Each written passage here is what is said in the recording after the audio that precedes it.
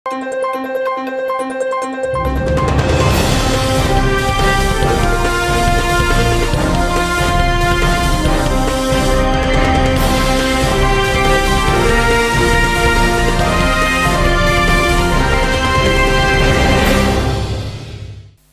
శివాబీ news కు స్వాగతం. నా పేరు శైలజ. ఈనాటి వార్తల్లోని ముఖ్యాంశాలు.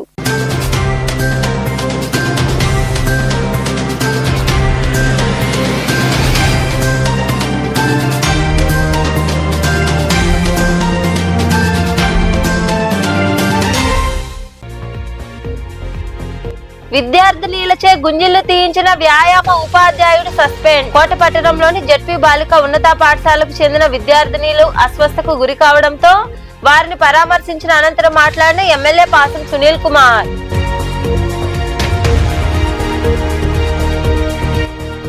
మాజీ రాష్ట్రపతి అబ్దుల్ కలాం ను యువత ఆదర్శంగా తీసుకోవాలి. రెండోపట్నం పరిధిలోని కోర్టు ప్రాంగణంలో జరిగిన అబ్దుల్ కలాం వర్ధంతి వేడుకల్లో పాల్గొని చిత్రపటానికి పూలమాలలు వేసి నివాళులు. అనంతరం మొక్కలు నాటిన 7వ అదనపు జిల్లా న్యాయమూర్తి వెంకట నాగపవన్.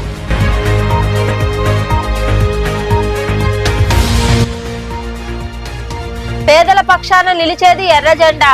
దోపిడీ వ్యవస్థ ఉన్నంత కాలం కమ్యూనిస్టులు అవసరమని గూడూరులోని విశ్రాంత ఉద్యోగుల భవనంలో జరిగిన సిపిఐ నియోజకవర్గ 2వ మహాసభలో పాల్గొని మాట్లాడిన పార్టీ రాష్ట్ర నాయకులు.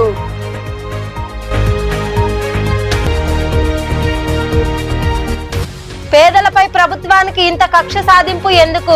సైదాపురం సమీపంలోని గద్దల తిప్ప వద్ద అధికారులు నిమ్మ చెట్లను తొలగించడంతో బాధిత కుటుంబాలు పరామర్శించిన అనంతరం మాట్లాడిన వైకాపా వెంకటగిరి నియోజకవర్గ ఇన్ఛార్జ్ నేదురుమల్లి రామ్కుమార్ రెడ్డి. మాజీ రాష్ట్రపతి అబ్దుల్ కలాం ఆదర్శప్రాయుడు అని 7వ అదనపు జిల్లా న్యాయమూర్తి వెంకట నాగపవన్ అన్నారు.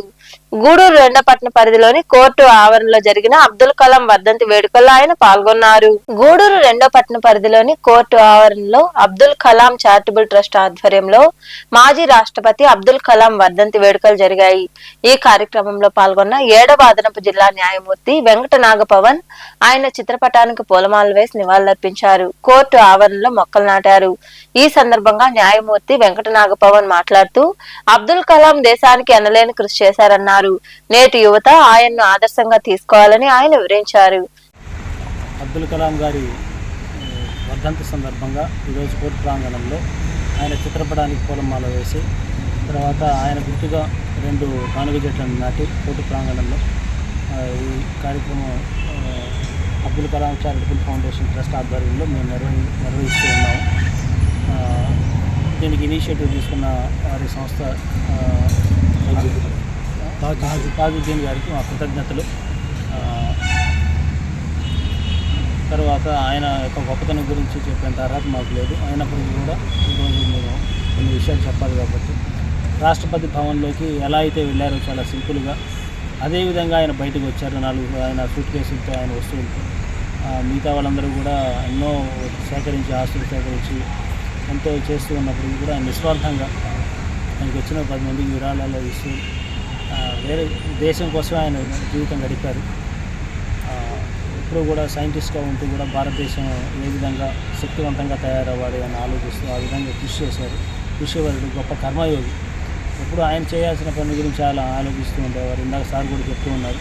చివరి వరకు చనిపోయే వరకు కూడా కాలేజీలో పాఠాలు చెప్తూ ఒక సెమినార్ ఇస్తూ ఉపన్యాసాలు చెప్తూ ఒక సమయంలో దేశంలో యువత మొత్తం ఎంతగా ఉత్తేజితులు అయ్యారంటే ఆయన రాసిన పుస్తకం వింగ్స్ ఆఫ్ ఫైర్ కూడా హాట్ కేక్ లాగా అమ్ముడుపోయింది.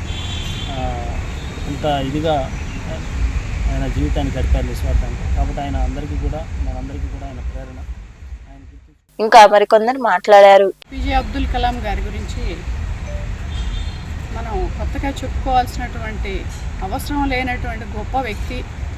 భారతదేశంలో ఉన్నటువంటి ప్రతి ఒక్క విద్యార్థికి అట్లాగే యువతరానికి అన్ని రకాల వర్గాలకు సంబంధించిన ప్రజలందరికీ చాలా మనసుకు చేరువైనటువంటి వ్యక్తి. ఆయన ఒక సైంటిస్ట్గా, ఒక టీచర్గా అత్యున్నతమైనటువంటి చదువు చదివి దేశంలోనే అత్యున్నతమైనటువంటి పదవి రాష్ట్రపతి పదవిని చేపట్టి కూడా చాలా నిరాడంబరంగా నిస్వార్థంగా భావి భారత పౌరులకి అందరికీ దిశానిర్దేశనం చేసినటువంటి గొప్ప వ్యక్తి. ఆయన చనిపోవడం అనేది చాలా బాధాకరమైన విషయం. రాష్ట్రపతికి పోయిన తర్వాత అదేవిధంగా రాష్ట్రపతి వచ్చిన రాష్ట్రపతుల్లో ఇప్పుడు దాకా ఏకైక రాష్ట్రపతి అతను ఒక్కడే అని చెప్పేసి ప్రతి పిల్లవాడి కాడి నుంచి ప్రతి పెద్దవాళ్ళు కూడా ఆయన్ని అభిమానిస్తారు. ఆ నిజాయితీ నేను కాపాడుకుంటూ అధికారుల దృష్టికి తీసుకుని పోతూ ఉన్నాను. అబ్దుల్ కలాం గారి ట్రస్ట్ సేవలు నేను చాలా సేవలు చేస్తున్నాను. సలివేంద్ర 3 నెలలు పెడతాను. మార్చి, ఏప్రిల్, మే కంటిన్యూగా సలివేంద్ర పెడుతున్నాను. అదేవిధంగా మన పాసిం సునీల్ కుమార్ గారు ఎమ్మెల్యేగా ఉండేటప్పుడు ఆయన చేతుల గుండా సలివేంద్ర ఓపెన్ చేశారు. కలెక్టర్ ఐఏఎస్ గిరీషా గారి చేతుల గుండా సలివేంద్ర ఓపెన్ చేశారు.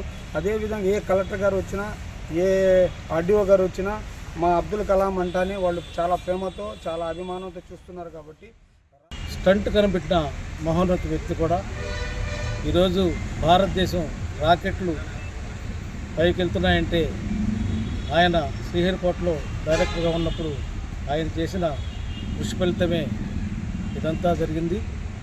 అది కూడా కాకుండా ఒక సైంటిస్టు భారతదేశానికి రాష్ట్రపతిగా రావడం, రాష్ట్రపతిగా ఉన్నప్పుడు కూడా ఆయన యొక్క సేవలు ప్రపంచానికి ఇవ్వడం కాకుండా చనిపోయినంత వరకు ఆయన విద్యార్థులకు ఆయన పాఠాలు చెప్తూనే ఆ స్టేజ్ మీదే కూలిపోయినాడంటే ఆయన పిల్లల పట్ల, ఈ దేశ భవిష్యత్తు పట్ల, ఈ దేశ భారత పౌరుల పట్ల ఎంత అంకిత భావంతో ఆయన ఉన్నాడో మనకందరికి అర్థమవుతుంది. ఆయన ఒక మాట చెప్పేవాడు.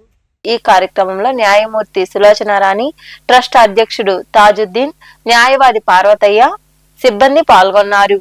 తప్పు చేసిన వ్యాయామ ఉపాధ్యాయుడిపై ఇప్పటికే కేసు నమోదు చేసి అరెస్టు చేయడం జరిగిందని, మరిన్ని కేసులు కూడా పెడతామని ఎమ్మెల్యే పాసం సునీల్ కుమార్ అన్నారు.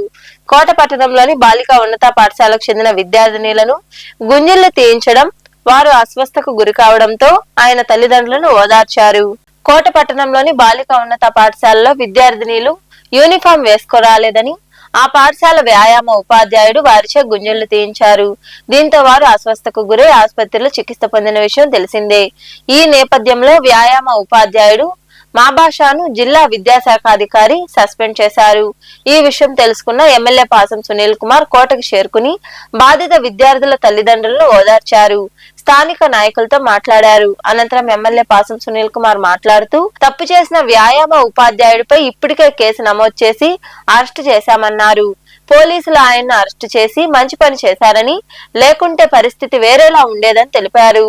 ఇలాంటి ఉపాధ్యాయులను తోటి ఉపాధ్యాయులు బహిష్కరించాలన్నారు. ఉపాధ్యాయులంటే తమకు గౌరవం ఉందన్నారు. జరిగినటువంటి సంఘటన చాలా దురదృష్టకరం. ఎందుకంటే ఉపాధ్యాయులు అంటే మా గౌరవం. ఉపాధ్యాయులు ఈ యొక్క దేశీయ భవిష్యత్తుని, బిడ్డల తలరాత మార్చేవాళ్ళని చెప్పి మా అందరూ కూడా గౌరవం. కానీ ఉపాధ్యాయులు, కొంతమంది ఉపాధ్యాయులు నిన్న జరిగిన సంఘటనలకి బాధ్యులు కావడం చాలా బాధగా ఉంది. ఎందువల్లంటే ఒక హాస్టల్ చదివేటువంటి బిడ్డల్ని ఒక 120-130 మందిని పైకి లేపి వైట్ డ్రెస్ వేసుకురమ్మన్నారు. వైట్ డ్రెస్ వేసుకురమ్మనేది ఎక్కడ లేదు, రూల్ ప్రకారం ఎక్కడ వైట్ డ్రెస్ లేదు. ఎప్పుడుదో పాత తీసుకొచ్చి వేసుకురమ్మని చెప్పి వాళ్ళు అంతా ఎస్సీ హాస్టల్ బిడ్డలు వైట్ డ్రెస్ యాడ్ తీసుకొస్తారు. కాబట్టి వైట్ డ్రెస్ లేదని చెప్పి వాళ్ళని అవమానకరంగా మాట్లాడడం, అలాగే వాళ్ళని గుంజీలు ఒక్క చేత 50-60 గుంజీలు తీయించడం, లేకపోతే కర్రెత్తుకొని వాళ్ళని కొట్టడం, గాయాలు ఇంకా కనిపిస్తున్నాయి.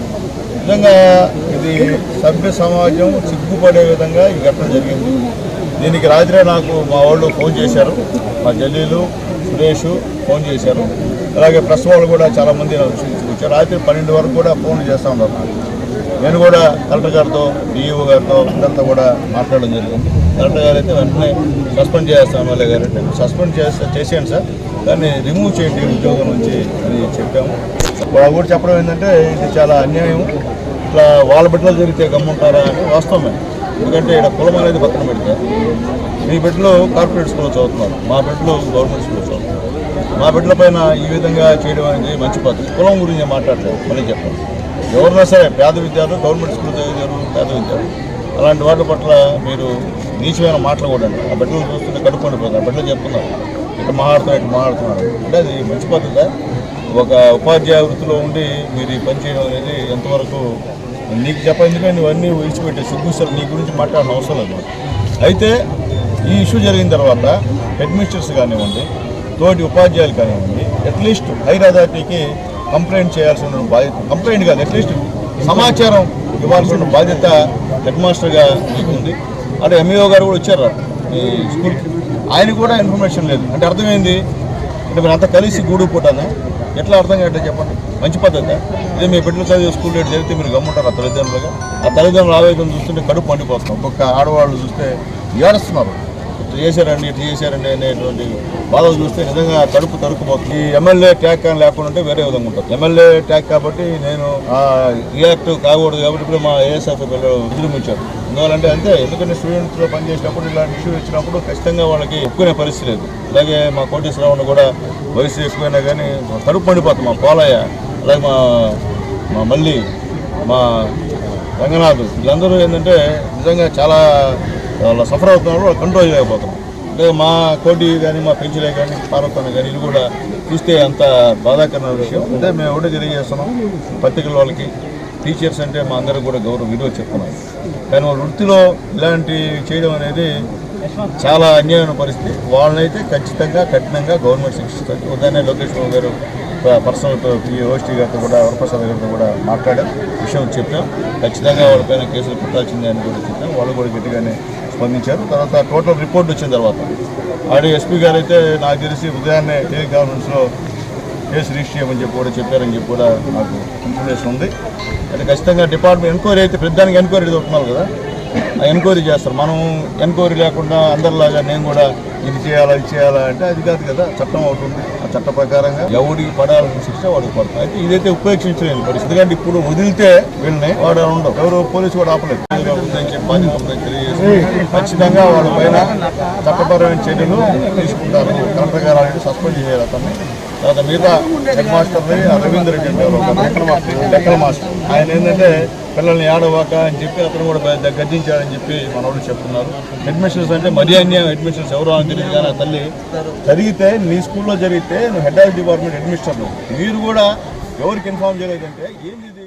ఈయన వెంట నాయకులు నల్లపురెడ్డి జగన్మోహన్ రెడ్డి, వినోద్ కుమార్ రెడ్డి, జలీల్ అహ్మద్, పెంచలయ్య తదితరులు పాల్గొన్నారు. పేదల పక్షాన నిలిచేది ఎర్రజెండా అని, దోపిడీ వ్యవస్థ ఉన్నంత కాలం కమ్యూనిస్టు అవసరమని సిపిఐ రాష్ట్ర కార్యదర్శి వర్గ సభ్యులు హరినాథ్ రెడ్డి పేర్కొన్నారు.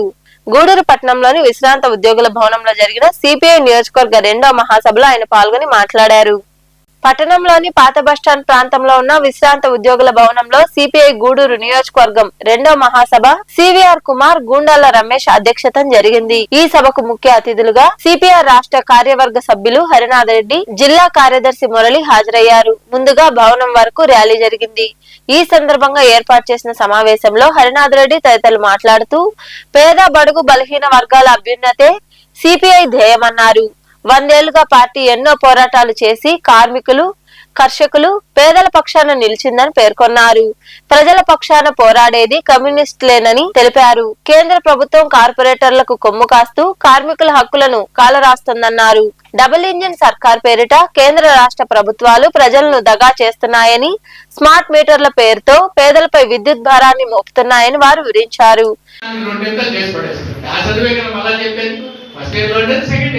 కొంచెం సబ్జెక్టు అదే సబ్జెక్టు పైన ఇంకొంచెం ఎక్కువగా రావచ్చు. వాళ్ళే ఐవాళ్ళు జీతాలు పెంచడం, ఆ ఐవాళ్ళలో వీడు చదువు చెప్తాడు, ఆ పుస్తకాలే ఉన్నాయి.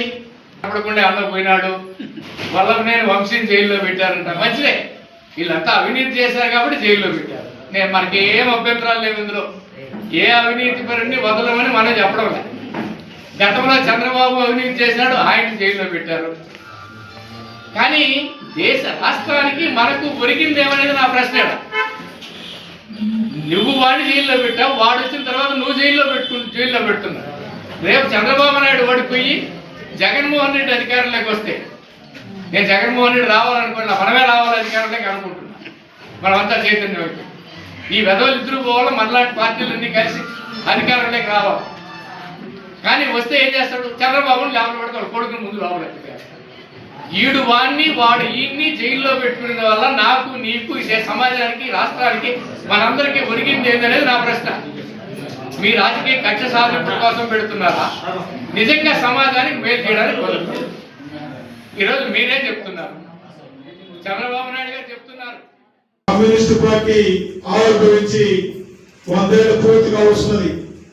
100 సంవత్సరాలుగా కార్మికుల కోసం, కర్షకుల కోసం, పేద వర్గాల కోసం అనేక పోరాటాలు చేసి కార్మికులకు అండగా ఉండేటువంటి ఎర్ర జెండా సిపిఐ పార్టీ, దానికి అనుబంధంలో ఉండేటువంటి వివిధ ప్రజా సంఘాలన్నీ కూడా కార్మిక పార్టీగా కమ్యూనిస్టు పార్టీ ఆలోచిస్తున్నా, ఎక్కడ అన్యాయం జరిగినా పేదవర్గానికి అండగా ఉండేటువంటి ఈ ఎర్రజెండా 100 సంవత్సరాలుగా పేదవర్గానికి అండగా ఉండేటువంటి భూ సమస్యలు కానీ, ఎక్కడైతే కార్మికుల యొక్క జీతబద్ధాలు కానీ, అన్యాయాన్ని ఎదుర్కొన్న కానీ రాజకీయ పోరాడినటువంటి చరిత్ర కలిగిన పార్టీ.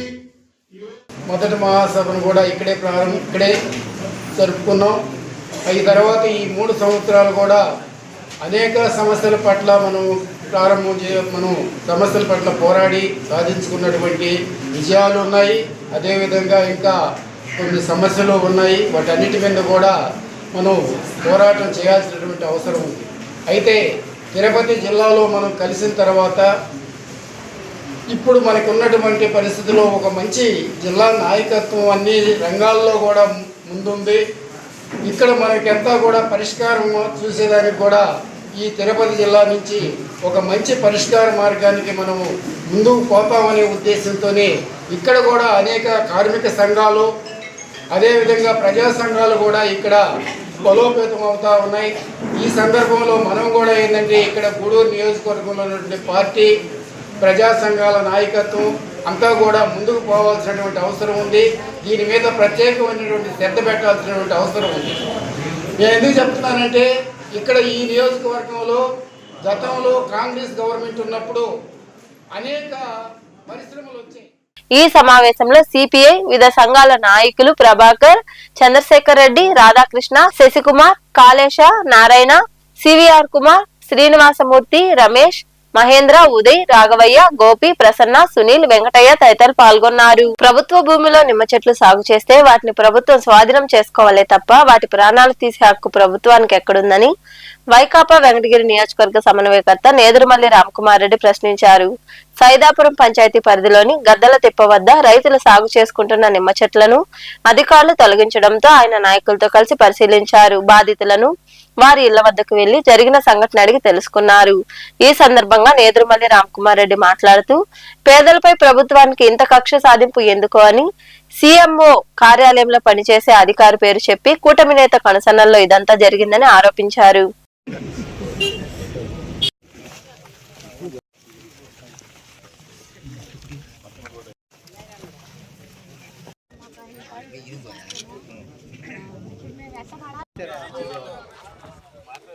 ఇది ప్రభుత్వ భూమి కాదు అని ఎవరు అంటంలా. మేము సాగు చేసుకుంటున్నాము కష్టపడి, రాళ్ళు రప్పలున్న దగ్గర నిమ్మ చెట్లు వేసి సాగు చేసుకుంటూ కష్టపడి నీరు తెచ్చాము, ఎరువులు వేసాము. కాయలు చూస్తుంటే నాకు అప్పుడెప్పుడు నిమ్మకాయలు మేము కూడా చేసాం, నేల మీద పడి ఉండే.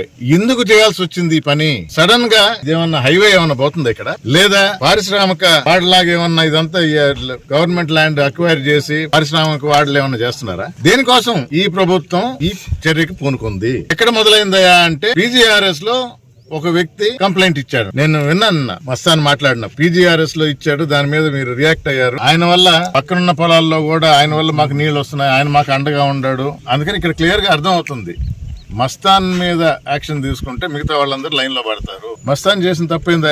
ఇంకా ఇతరుల కన్నా కొంచెం కష్టపడి ఎరువులేసి నీళ్లు పారుదల చేసి అందరికన్నా చెట్లు ఇంకా బాగా ఏపుగా పెరిగి, వెంకటగిరి ఎమ్మెల్యే గారు కురుగుల రామకృష్ణ గారు కూడా చెప్పిన ఆయనకి ఏదో సందర్భంలో రాజీనామా చేస్తానంటే వద్దు, ప్రజలు గెలిపించారు, ప్రజలకు మంచి పని చేయండి అని పట్టాలు ఇప్పించండి ఇక్కడ. అది చెప్తే ఎవరో అన్నారు ఈ మధ్య, ఆయన కూడా వచ్చి ఇది అన్యాక్రాంతం గానీను ప్రభుత్వం తీసుకోవడానికి లేదు, మైనింగ్ వాళ్ళకి ఇచ్చేది లేదు, పట్టాలు ఇప్పిస్తాను అని రామకృష్ణ గారు చెప్పారంట. నిజమేనా? మరొకసారి విన్నవించుకుంటుండ, పార్టీలకు సంబంధం లేదు. ఇక్కడ సాగు చేసుకునేది SC, ST, BC తలా 1 ఎకరా. ఎమ్మెల్యేగా మీరు కూడా రండి, పట్టాలు ఇప్పిద్దాం. దానికి క్రెడిట్ అంటారు, అంటే సాధించింది అని. ఆ సాధించింది మీరే అని పేరు కూడా మీరే తీసుకోండి, నాకు అక్కర్లా. కానీ వీరి కోసం మాత్రం నేను పోరాడతా. ఏ ఒక్కరిని ఇక్కడి నుంచి తొలగించడానికి లేదు, పోరాటం అయితే చేస్తా. అది గవర్నమెంట్ మీద లీగల్ గా కోర్టు ద్వారా మీరు మాట ఇచ్చారు కాబట్టి రామకృష్ణ గారిని కూడా కోరుతుండా మీరు కూడా చేయండి, ఇక్కడ ఉన్న వారికి న్యాయం చేయండి. ఆ రోజు నేను చెప్పింది ఇదే, మీరు ఇచ్చిన మాటే మళ్ళీ గుర్తు చేస్తుండా. ఇక్కడ వాళ్ళకి మీరు ఇస్తా అన్నారు, నేనైతే కోర్టు ద్వారా ఫైట్ చేస్తాను. మంచి నిమ్మకాయలు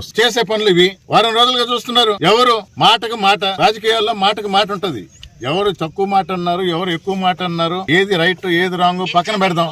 నెల్లూరు జిల్లాలో ఇంటి మీద పడి ధ్వంసం చేయడం అనే సంస్కృతే లేదు. మరి ఆ ఫ్యామిలీ యొక్క అభిమానులు పోయారని అభిమానులు పోయి ఇంట్లో ఉన్న ప్రతి ఒక్క రూమ్ లో ఉన్న ప్రతిదీ ధ్వంసం చేసి అదే ఆ రోజు ప్రసన్న కుమార్ రెడ్డి గారు ఉంటే ఏమైనది ఊహించడానికి కూడా కష్టంగా ఉంది. గూడూరు పట్టణంలోని డిఎన్ఆర్ కమ్యూనిటీ హాల్ ఆడిటోరియం వద్ద సింహపురి రెడ్డి సంక్షేమ సంఘం ఆధ్వర్యంలో నిరుపేద కుటుంబాలకు నిత్యావసర సరుకులు పంపిణీ చేశారు. గున్నం రెడ్డి, మసూదన్ రెడ్డి, రాధమ్మల దాతృత్వంతో ఈ సేవా కార్యక్రమం జరిగింది. పట్టణంలోని డిఎన్ఆర్ కమ్యూనిటీ హాల్ ఆడిటోరియం వద్ద సింహపురి రెడ్డి సంక్షేమ సంఘం ఆధ్వర్యంలో గున్నం రెడ్డి, మసూదన్ రెడ్డి, రాధమ్మల దాతృత్వంతో పేదలకు నిత్యావసర వస్తువులు అందజేశారు. ఈ సేవా కార్యక్రమంలో ట్రస్ట్ ప్రతినిధి నిరంజన్ రెడ్డి పాల్గొన్నారు. ఈ సందర్భంగా కార్యక్రమ అధ్యక్షుడు దువ్వూరు విజయభాస్కర్ రెడ్డి తదితరులు మాట్లాడుతూ గత 4 ఏళ్లుగా క్రమం తప్పకుండా 4వ ఆదివారం 25 మంది పేద కుటుంబాల వారికి నిత్యావసర సరుకులు అందజేయడం అభినందనీయమన్నారు. సింహపురి రెడ్డి సంక్షేమ తరపున కృతజ్ఞతలు చెప్పుకుంటున్నామని వారు వివరించారు. సింహపురి రెడ్డి సంక్షేమ సంఘం రెడ్డి బంధువులందరికీ పౌష్టికాహారం అవసరం ప్రతి నెల అందజేస్తారు.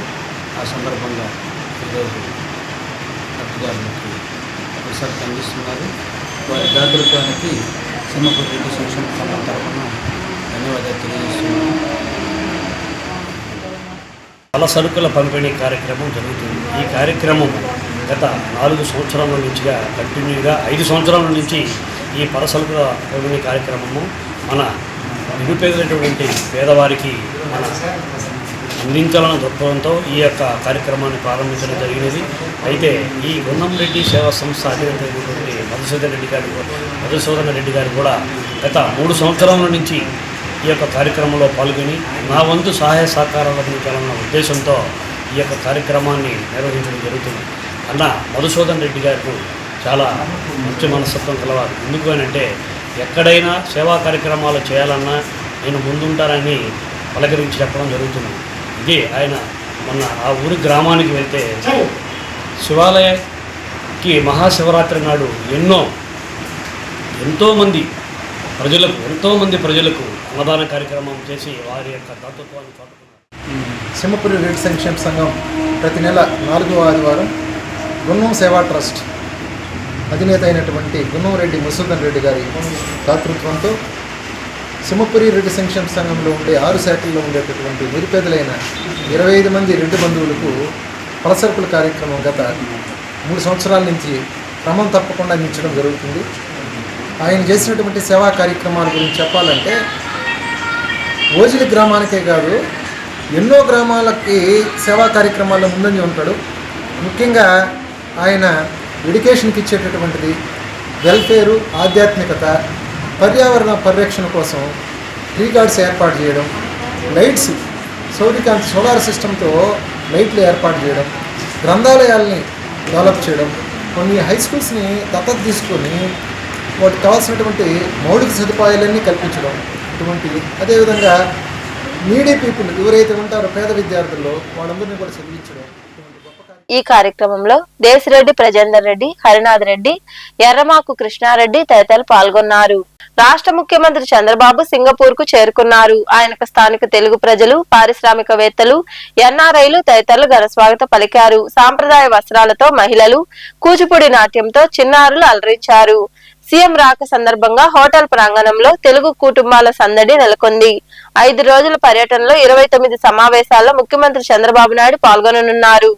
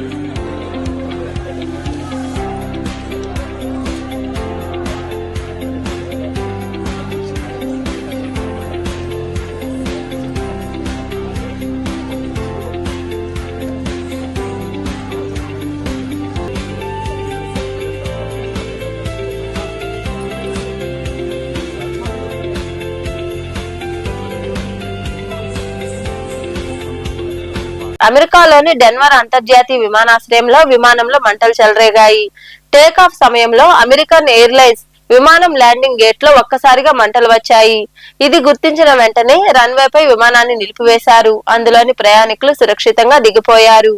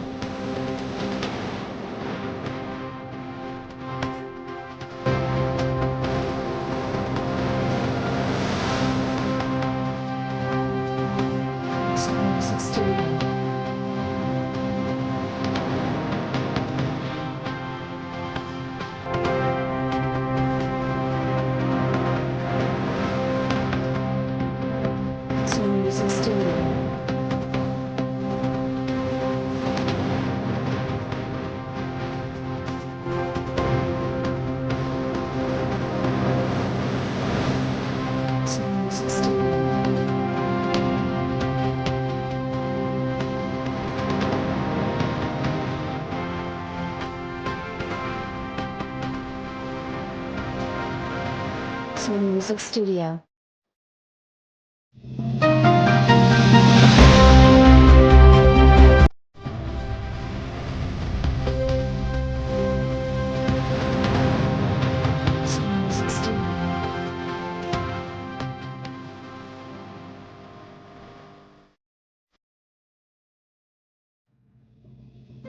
చిలకూరు మండలంలోని కలవకొండ క్షేత్రంలో కొలువైయున్న శ్రీ లక్ష్మీ నరసింహస్వామి దేవాలయంలో శనివారం సాయంత్రం స్వామి అమ్మవార్లకు విశేష పూజలు జరిగాయి. భక్తులు ఇరువుగా పాల్గొని స్వామి అమ్మవార్లను దర్శించుకుని తీర్థ ప్రసాదాలు స్వీకరించారు. అనంతరం పల్లకీ సేవ వైభవంగా జరిగింది.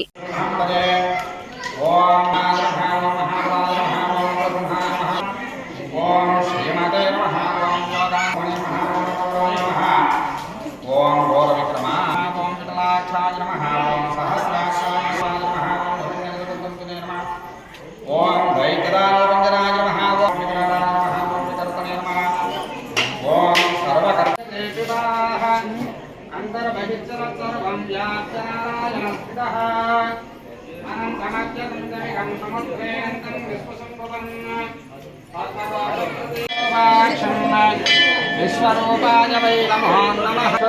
ధ్యామగం హిరణ్మయం తేన బ్రహ్మవిదో.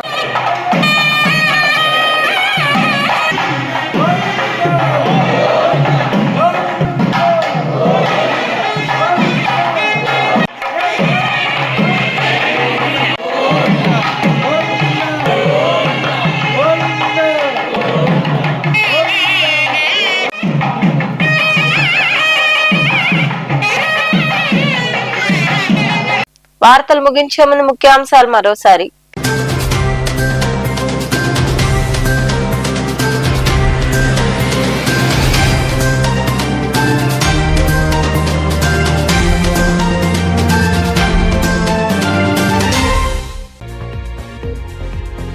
విద్యార్థినిలచే గుంజిళ్లు తీయించిన వ్యాయామ ఉపాధ్యాయుడు సస్పెండ్. కోటపట్టణంలోని జెడ్పీ బాలిక ఉన్నత పాఠశాలకు చెందిన విద్యార్థినిలు అస్వస్థకు గురి కావడంతో వారిని పరామర్శించిన అనంతరం మాట్లాడిన ఎమ్మెల్యే పాసం సునీల్ కుమార్.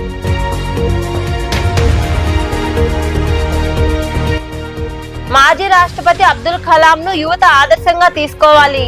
రెండో పట్టణ పరిధిలోని కోర్టు ప్రాంగణంలో జరిగిన అబ్దుల్ కలాం వర్ధంతి వేడుకల్లో పాల్గొని చిత్రపటానికి పూలమాల వేసి నివాళులు. అనంతరం మొక్కలు నాటిన 7వ అదనపు జిల్లా న్యాయమూర్తి వెంకట నాగపవన్.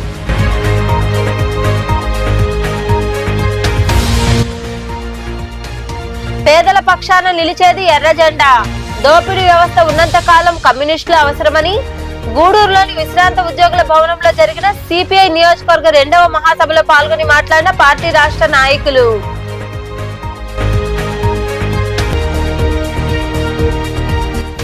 పేదలపై ప్రభుత్వానికి ఇంత కక్ష సాధింపు ఎందుకు? సైదాపురం సమీపంలోని గద్దల తిప్ప వద్ద అధికారులు నిమ్మ చెట్లను తొలగించడంతో బాధిత కుటుంబాలు పరామర్శించిన అనంతరం మాట్లాడిన వైకాపా వెంకటగిరి నియోజకవర్గ ఇన్ఛార్జ్ నేదురుమల్లి రామ్కుమార్ రెడ్డి. ఈ వార్తలు ఇంతటితో సమాప్తం. తిరిగి ప్రసారమయ్యే శివాబి న్యూస్ లో మళ్ళీ కలుసుకుందాం. అంతవరకు సెలవు. నమస్తే.